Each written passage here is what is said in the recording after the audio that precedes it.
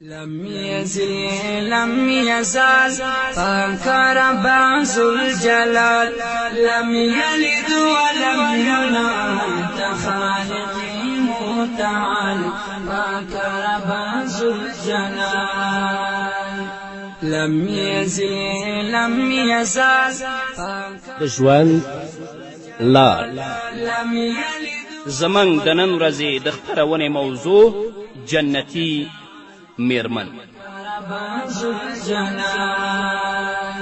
كبرياء مشكل كشار بسم الله الرحمن الرحيم. الحمد لله رب العالمين حمد الشاكرين. الصلاة والسلام على سيد الأنبياء والمرسلين سيدنا ونبينا وشفيعنا ومولانا محمد وعلى آله وأصحابه الطيبين الطاهرين. قدرمنو اوریدونکو د ژوند د لارې د خپرونې مینوالو، السلام علیکم ورحمة الله وبرکاته. ستاسو روغتیا او خوشحالي د پاک رب نه غواړم په دې هیله چې د صحت او عافیت جامې پر تن ولرئ او خوشحالي مو په برخه وي. دا دی زه محمد یاسین فهیم د ژوند د لارې د خپرونې په وړاندې کولو کې ستاسو په خدمت کې یم. زموږ د نن ورځې د خپرونې موضوع جنتي میرمن. درنو اوریدونکو، خالق کائنات رب العالمین چې په انسانی دنیا کې مسلمان میرمنې او ښځې ته کم مقام او مرتبه ورکړې ده، هغه د اهل بصیرت او د اصحاب معرفت نه پټه نه ده.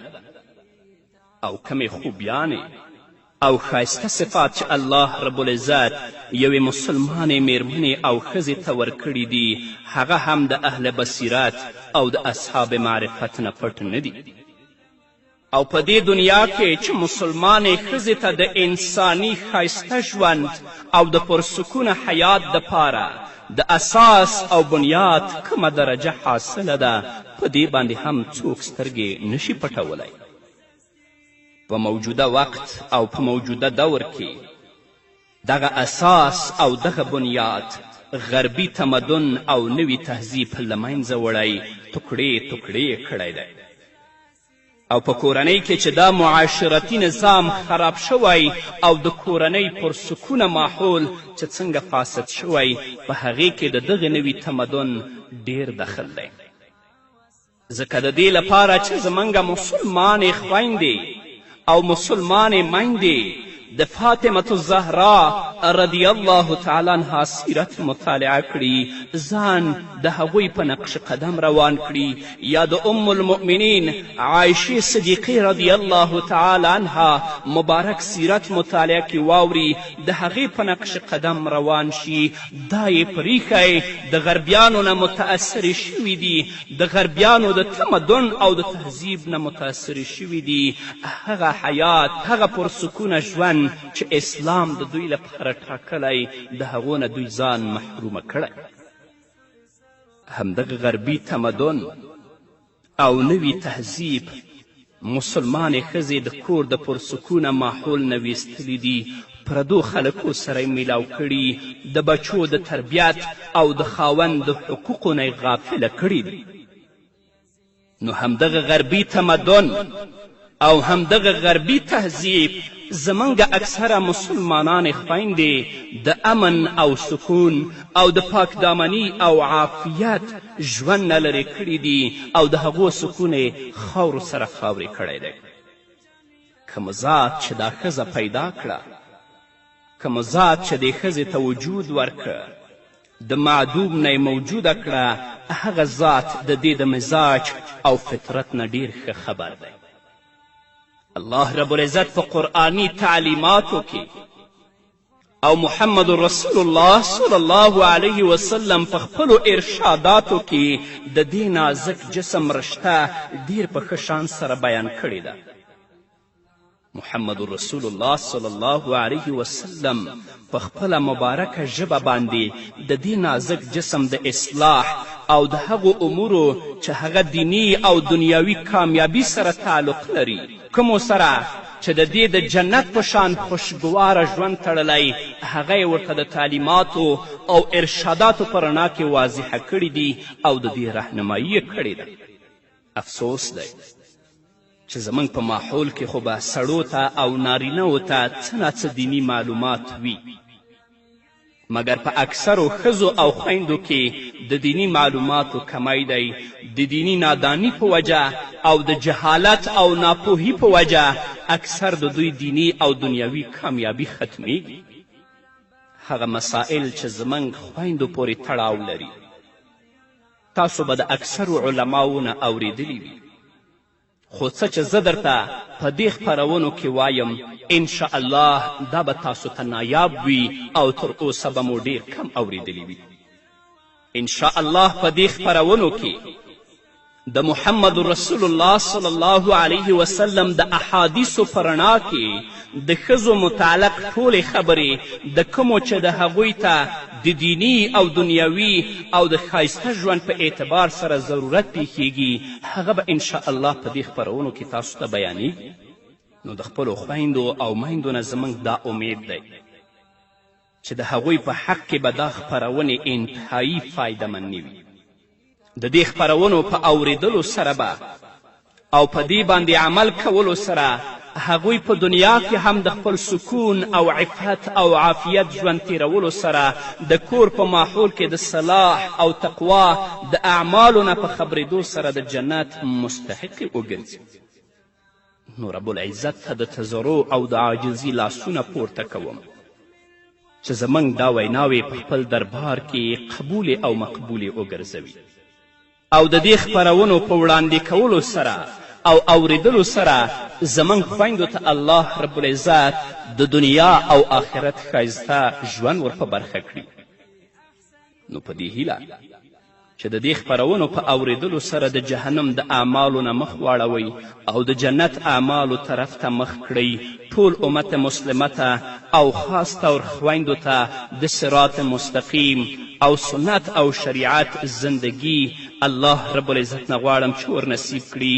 نو زما دا کوشش دی الله په خپل دربار کې قبول کړي او الله رب العزت دې د خپل رضامندي او د آخرت ذخیره وګرځوي. نو اوس به دا واورو درنو اوریدونکو چې جنتي میرمن او جنتي ښځه څوک ده. صاحب د ترغیب او ترهیب د حضرت انس بن مالک رضی الله تعالی عنه په روایت سره یو حدیث را نقل کړی. عن انس بن مالك عن النبي صلى الله عليه وسلم قال الا اخبركم بنسائكم في الجنة قلنا بلى يا رسول الله صلى الله عليه وسلم قال ودود ولود اذا غضبت او اوسئ اليها او غضب زوجها قالت هذه يدي في يدك لا اكتحل بغمد حتى ترضى.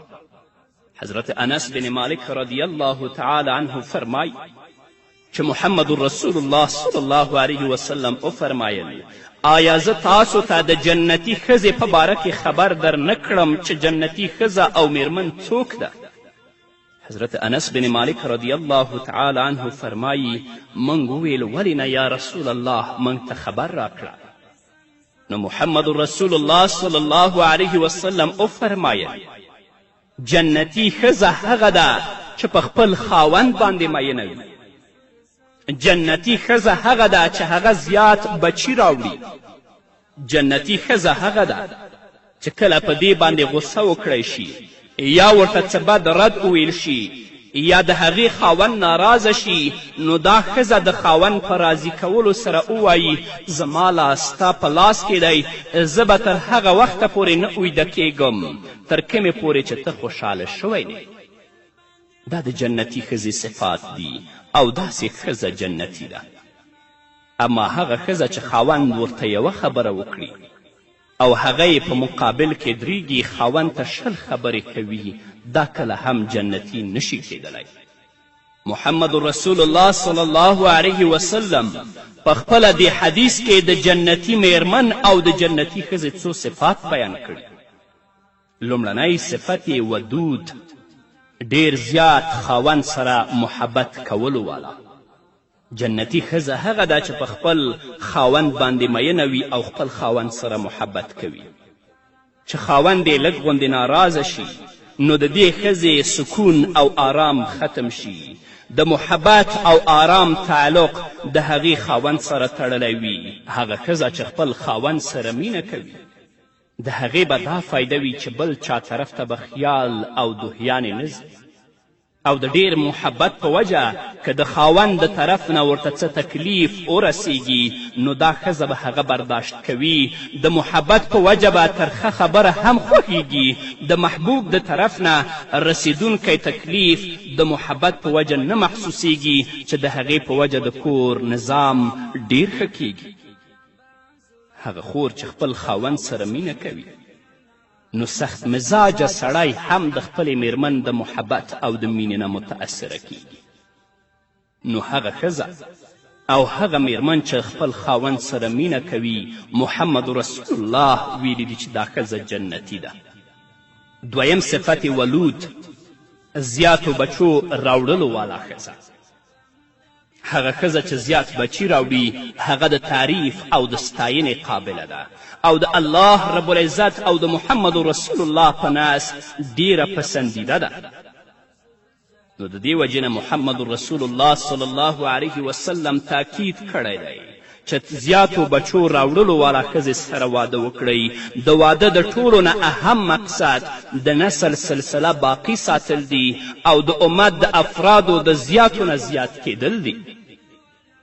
د دې نه دا معلومه شوه چې څوک بچي نه غواړي یا د کم نه کم غواړي د دې دپاره چې عیش او آرام ورته میلاو شي او د بچو د پرورش او د تربیت مشقت نه بچ شي، دا د الله رب العزت او محمد رسول الله صلی الله علیه وسلم په نزد ډیره ناخوښه خبره ده. خو که چیرته یوه خور مریضه وي، یوه خور بیماره وي، هغه د خپل اولاد تربیت او پرورش ته نشي رسیدلی، که هغه د بچو راوړلو کې څه فاصله راوړي شریعت ورته هم اجازه ورکړې ده. عموما د غربیانو دا مزاج دی چې هغوی بالکل بچي نه غواړي یا د یو او دوو نه زیات نه غواړي، د دې دپاره چې د هغوی په عیش او آرام کې خلل نه وي، په سیر او سیاحت کې آزاد اوسي. په اوسني دور کې مسلمانان هم په دې کار کې د غربیانو نه متأثره شوي دي. یا د سره بچي بند کړي یا د یو او دوو او د دریو نه زیات نه غواړي. او حال دا چې کله محمد رسول الله صلی الله علیه وسلم د جنتی ښځې صفات بیانوي، محمد رسول الله فرمایي ودود ولود. اولاد او د هغې ډیروالی دا ډیر لوی نعمت دی او د ثواب خبره ده. محمد رسول الله صلی الله علیه وسلم فرمایي زیاتو بچو راوړلو والا ښځې سره واده کوئ، زه به د قیامت په ورځ تاسو په زیاتوالي باندې فخر کوم. پاتې شوه دا خبره چې د بچو کثرت د غربت سبب دی، نو دا خبره غلطه ده. که ستا بچي وي د هغو ښایسته تربیت وکړي، هغو ته ښایسته تعلیم ورکړي، نو هغه به ستا د خوشحالي او د مالداري باعث وګرځي. پریشانی او مصیبت خو د غلط تعلیم او د غلط تربیت ورکولو په وجه راځي. الله رب العزت دې زموږ خویندو ته هغه صفات ورکړي کم صفات چې محمد رسول الله د جنتي ښځې بیان کړي دي. نور به م واورو درنو اوریدونکو، خو د یوې دمې نه اوس راولي تستر زوال پاک رب ذوالجلال لم يزال پاک رب ذوالجلال لم يلد ولم يولد خالقي متعال پاک رب ذوالجلال لم يزال پاک رب ذوالجلال لم يلد ولم يولد خالقي متعال پاک رب ذوالجلال کبریا مشکل کشار بای حاجت. درنو اوریدونکو، بیا هم زموږ سلامونه ومنئ. په دې باندې دې هم زموږ پلرونه او میندې پوه شي چې دا بچي او اولاد د والدینو په حق کې د دین او دنیا د کامیابی باعث او صدقې جاریه ګرځي. هغه مور چې حمل اخلي او تر څو پورې چې خپل ماشوم ته شیدې ورکوي، دې خور لپاره ډیر لوی ثواب دی، لکه څنګه چې محمد رسول الله فرمایي. دا حدیث صاحب د کنز العمال را نقل کړی. محمد رسول الله ښځو ته وفرمایل چې تاسو په دې خبره باندې راضي او خوشحاله نه یئ کله چې په تاسو کې څوک د خپل خاوند نه حمل واخلي او خاوند د هغې نه راضي وي، نو هغې ته داسې ثواب میلاویږي لکه څنګه چې د خدای پاک په لار کې د روژه نیونکي او د شپې بیدار اوسیدونکي ته میلاویږي.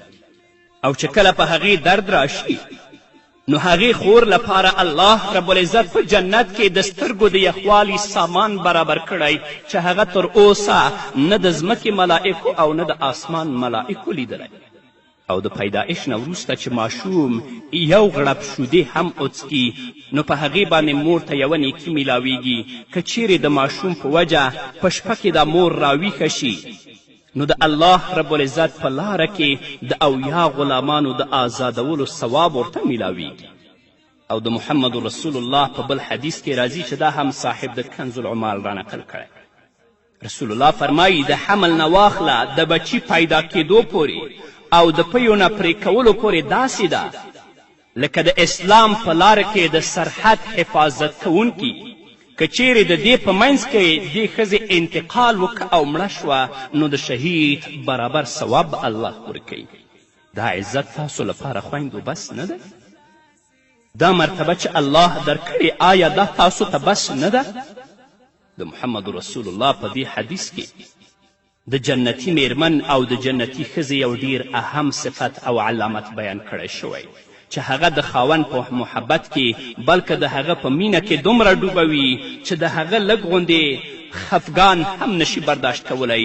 که چیرته په څه خبره باندې خاوند ناراضه شي یا غصه شي، نو خپل لاس د هغه په لاس کې ورکړي او د خپل محبت او تعلق اظهار وکړي چې کومې پورې ته راضي نه یې او خوشحاله شوی نه یې، زه به نه اویده کیږم. الله اکبر، څنګه شان دی د آرام او د مینې. آیا په اوسني وخت کې هغه خویندې چې د غربیانو د تهذیب نه متاثرې شوي دي داسې کولی شي؟ کله هم نه. خاوند چې لږ ناراضه شي یوه خبره وکړي، نو هغه خویندې چې د غربیانو د تهذیب نه متاثره شوي دي یا د هندوانو او د ترکیانو د سریالونو نه متاثره شوي دي، 100 خبرې به دا خور د هغه خاوند په مقابل کې کوي. همدارنګه محمد رسول الله صلی الله علیه وسلم فرمایي، د ترمذی او د ابن ماجه حدیث دی. راوی د حدیث حضرت ثوبان دی. عن ثوبان فقال رسول الله افضله لسان ذاکر وقلب شاکر وزوجة مؤمنة تعینه علی ایمانه. حضرت ثوبان رضی الله تعالی عنه فرمای چې موږ د محمد رسول الله نه دا معلومول غوښتل چې کوم مال نفع ورکوونکی دی چې هغه موږ اختیار کړو. محمد رسول الله وفرمایل د ټولو نه زیات نفع ورکوونکی څیز دا دی چې سړي ته ذکر کوونکی ژبه، شکر کوونکی زړه نصیب شي او داسې ایمانداره ښځه وي چې د هغه سره د دین په کارونو کې مدد کوي. محمد رسول الله صلی الله علیه وسلم د نفع ورکوونکو 3 څیزونه بیان کړي دي. اول هغه ژبه چې خدای پاک ډیر یادوي، یعنی هر وخت د خدای پاک په یاد کې اخته وي او د الله رب العزت ذکر سره هغه تړلی وي. مطلب دا دی چې هر وخت د الله پاک په یاد کې، کله په مانځه کې، کله په تلاوت کې، کله په درود کې، کله په استغفار کې، کله په سبحان الله الحمدلله کې ویښیږي نو د خدای پاک په ذکر سره، که ویده کیږي نو د خدای پاک په یاد کې، که په بازار کې وي نو د خدای پاک ذکر، که په کور کې وي هم ژبه د الله رب العزت په ذکر باندې اخته وي. کله چې د الله رب العزت ذکر عادت شي نو جسمانی کارونه د هغه معنی نشي جوړېدلی چې هغه اخوا کار کوي دیخوا کار کوي، نو ژبه د الله رب العزت په ذکر باندې مشغوله وي. نو ای خویندو، ای میندو، تاسو نه داسې هم کیدی شي چې کله پخلی کوئ، کار کوئ، د کورونو کار کوئ، ژبه د الله رب العزت په ذکر کې مشغوله وساتئ. دویم قلب شاکر، شکرګزار زړه. د دې ډیر زیات اهمیت دی. شکر سره په نعمت کې زیاتوالی راځي، لکه چې الله فرمایي لئن شکرتم لازیدنکم. د شکر مطلب دا دی چې د الله پاک ورکړی شوي نعمت صحت او مال د الله په نافرمانی کې مه خرج کوئ. د ګناه اسباب مه اختیاروئ، ځکه څوک چې د ګناه اسباب اختیار کړي دا هم په ناشکري کې داخل دی. دریم چې کوم اهم سیز دی د دې مقام په اعتبار سره هغه دا دی چې د چا داسې ښځه وي چې د خاوند سره د آخرت او د دین په کارونو کې مددګاره وي. مثلا که خاوند د دین کار کوي، په مدرسه کې سبق ښیي، نو دا خور د دې په مقابل کې د دنیا طرف ته د مالی فایدو په لیدلو باندې نه راپاروي او داسې ورته نه وایي چې په دې کې مالی پریشانی ده. دا پرېږده زه څه د دنیا کار وکړه. ډېرې ښځې موږ همداسې لیدلي دي چې کله خاوند د دین کار کوي یا خلکو ته قرآن او حدیث ښیي، د هغې نه کمې پیسې لاس ته راوړي، دا خور په دې باندې خوشحاله نه وي، هغه د دین کارونو ته نه هڅوي بلکې دنیا طرف ته یې هڅوي، نو دا د جنتي ښځې صفت او علامه نه ده. دغه شان د دې مطلب دا هم دی چې په مونځ، روژه، صدقه او خیرات کې د خاوند مدد کوي. خاوند که لږ سست وي نو هغه ته تاکید کوي، مانځلی پاڅوي او په دینی امورو کې ورته رغبت ورکوي، د جماعت، مدرسې او د غریبانو د امداد دپاره هغه راپاروي او تاکید ورته کوي، نو داسې ښځه د خاوند په حق کې نفع ورکوونکې ده، ځکه چې د دې ښځې په وجه د خاوند آخرت جوړیږي چې د هغې په وجه د ده ثواب دغې ښځې ته هم میلاویږي. نو ډېره خوشنصیبه هغه خور ده چې خپل خاوند سره په دین کې په عبادت کې مدد وکړي. که خاوند یې د منځونو پرېښودونکی وي یا سست وي نو د منځونو د پابندي ترغیب ورته ورکوي. او که خدای مکړه خاوندم په مانځه کې سست وي او خور د هغې نه سسته وي، نه هغه کورنۍ به کومسې کورنۍ وي او دا د جنتي میرمن صفت هم نه دی. نو هغه خور چې خپل خاوند سره په دینی کارونو کې مرسته کوي، داسې ښځه په خپله هم جنتي ده او د خپل خاوند دپاره هم د جنت باعث ګرځي. که چیرې خاوند دینداره نه وي نو خطره ده چې د داسې خاوند رفاقت په جنت کې میلاو نشي. نو د دې وجې نه درنو خویندو د خپلو خاوندانو د دینداره کولو کوشش کوئ، د دې دپاره چې د دنیا په شان هغوی آخرت کې تاسو سره هم یو ځای وسي. په همدې هیله درنو اوریدونکو دا وه زموږ د نن ورځې خپرونه چې ستاسو درانه حضور ته وړاندې شوه. تر بلې خپرونې پورې چې زه بیا هم ستاسو درانه حضور ته راځم، تاسو ټول په لوی او بخښونکي الله سپارم. پاتې ژوند مو نیکمرغه، ښاد، بریالي او کامیاب اوسئ. راولي تستر زوال پاک رب ذوالجلال، زما د عیسن پر سرو راولي تستر زوال پاک رب ذوالجلال، لم يزل لم يزال پاک رب ذوالجلال، لم يلد ولم يولد خالق متعال پاک رب ذوالجلال، کبریا مشکل کشا رب حاجت روا بنده یمستا، کبریا مشکل کشا رب حاجت روا بنده یمستا، هر سکی داستا حکمت، هر سکی دی پروت کمال پاک رب ذوالجلال، هر سکی داستا حکمت، هر سکی دی پروت کمال پاک رب ذوالجلال، لم يزل لم يزال پاک رب ذوالجلال، لم يلد ولم يولد خالق متعال پاک رب ذوالجلال، کن فیکن ستا امر شي تکمل پورا امر آغا د مولا امر، کن فیکن ستا امر شي تکمل پورا امر آغا د مولا امر، فی احسنی تقویم کی تا انسان کرو جوړ جمال پاک رب ذوالجلال لم يزل لم يزال پاک رب ذوالجلال لم يلد ولم يولد خالق متعال پاک رب ذوالجلال ستا دوام